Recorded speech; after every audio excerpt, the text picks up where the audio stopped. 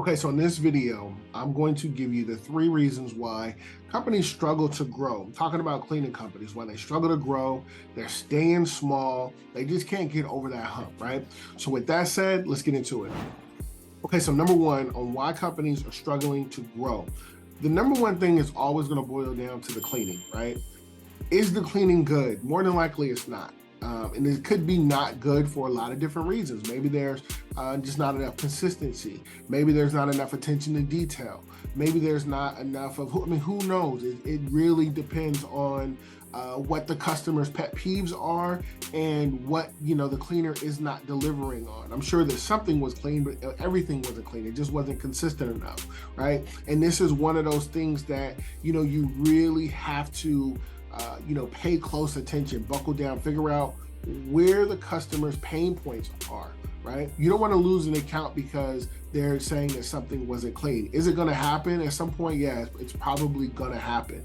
But the thing is you don't want it to continue to happen, especially if you struggle with actually finding new customers to get. If you're losing customers because you're not cleaning and you're not able to go ahead and find new customers to replace them, this is going to be absolutely devastating for your business. Okay, number 2 is not taking these critiques personal. Guys, it doesn't matter whether you're just now starting or if you've been in business for 10 plus years. At some point you're going to get complaints. There's going to be things that the customer found that just wasn't right. There's whether it's all the doors were locked but you forgot to turn on the alarm, or maybe the trash was missed, or that, or whatever the case is. There's going to be complaints. None of us are perfect, right? As a matter of fact, I forget, it's Six Sigma or Sigma 6, their definition of perfect is something like 3.4 defects out of a million. That means out of a million things that they do, 3.4 of them is going to be off. Something's going to be wrong with it. And this is the type of certification that companies get who go into aerospace or go into building the infrastructure on highways, or this is a really big certification. And if they can't get things right 100% of the time, guys, we're in the cleaning space. Like, things aren't going to be right 100% of the time.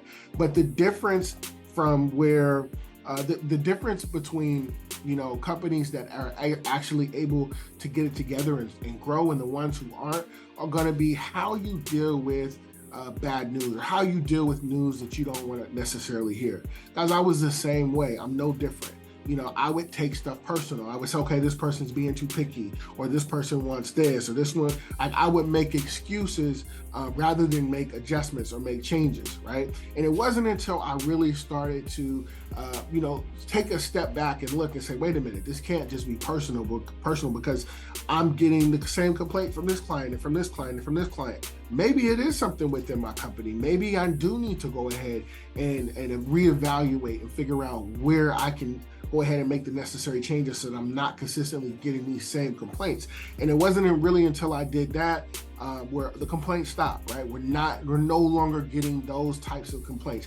Every now and then, will we get those complaints? Yeah, we will get those complaints, but that's not necessarily due to our system being broken. That could be due to, one of the employees or one of the subcontractors didn't do the things that they knew that they were supposed to do. They just didn't get it done. It all boils back down to none of us are perfect, but we definitely don't want to, we don't want to live on that term. No one is perfect. We do our best to make sure that when the customer comes in on the following business day after we've been into service, that all of their problems are going to be taken care of. And if they're not taken care of, we make sure that on our next visit that they're 100% absolutely taken care of. But it all starts really with that mindset shift of not taking things personal.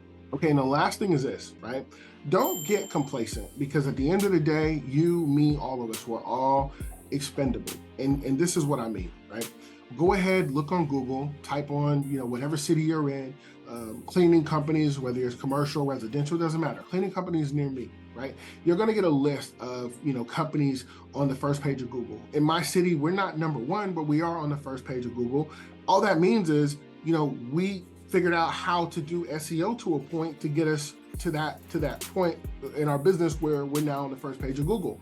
there are other companies who don't even care what Google is talking about. Or they may not care about the SEO aspect. They might run Google ads. They might do Facebook ads. They might run Yelp ads. They might run, who knows? There's a lot of different companies out there who are doing a lot of different things to get into the faces of potential clients.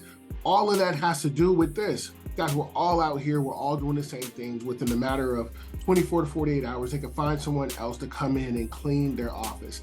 This is the point where, companies who struggle to grow, this is where they stay, right? They say, okay, we got a company that we're able to go in. They pay us a good amount of money. I'm able to pay my bills. I'm able to do whatever it is. But now I'm complacent. They no longer continue to go out and continue to look for more business. A lot of that has to do with them really not knowing how to do that, right? So, I went ahead, set up our appointment setting walkthrough program. That link is in the description. Go ahead, click on the link. You'll get your walkthrough within the first 30 days. We have no problem doing that, right? But the other thing is this. You want to always make sure, this is one of the things that I'm really big on pushing in our company, right? Is yes, we go in, we do our initial walkthrough, we meet with the prospect, we do our second walkthrough, we sign contracts, that prospect and our company, we're now in business together in a binding agreement, right? But the relationship building, it doesn't stop there. That's actually where it actually starts, right? So once we're in that relationship, we go in, we make sure that we do an absolutely amazing job the first time we go in and we clean, and then we start our follow-up process. We're following up one to make sure, and here's the thing, like this is a tip for you, right? The client isn't going to be, unless you just went in there and didn't do any of the stuff you weren't supposed to do, or you did a horrible job. Let's say on a scale of 1 to 10, you go in and you clean at about a 7, right? You want to always do an initial follow-up to see how things are done, and you let them know, or a follow-up email. Hey, this is such and such from such and such company. I'm reaching out to make sure that all of your needs and concerns were met over the weekend or whatever, yesterday with our first initial clean. If there are any problems, I've always found that it's easier to address those problems in the beginning, so that way we don't have to break old habits, and we just right? You build off of that, right? That is the basis of an email that I would send, the kind of communication that I would have. Once they say yes, which 90% of the time they do say that it was a good experience, then I lead them down the line to to our next phase, right? But the point is that is our initial conversation after we've signed agreements, after I've delivered on what I said I was going to deliver on, right? So they're already in high hope, they're already in great spirits. So we just build off of that, right? And every week or every 2 weeks, I may send another follow-up email. Hey, just checking in, it's been a while, making sure everything is good. I'm always one email or phone call away, just building up on those things. And then, maybe a month down the line, I might pop in, with a gift card to, a coffee place or whoever. I may pop in with those things just so I'm able to be seen. All of these things are important, and they're important because yes, you can find another cleaning company by doing another Google search, but you're not going to find me. You're not going to find our company. You're not going to find the special touches that we put on things. You're not going to find your company. You're not going to find how you do things. So it's always important to make sure that you're separating yourself from everyone else by the little things that you do, right? Making sure that you're cleaning, learning from any mistakes that you have, right? But then also making an attempt to build a bigger, stronger client relationship with one another, right? So that's really how, companies stay small, by not doing those things. Obviously, if you want to grow your business, I did put the link in there. You can actually get your walkthroughs. Also, we do have our one-on-one consultations, guys, but if you book a consultation by the end of September, I'm going to give you the complete breakdown on how we do the walkthroughs. I'm actually going to give you the proposal that we use in the walkthroughs.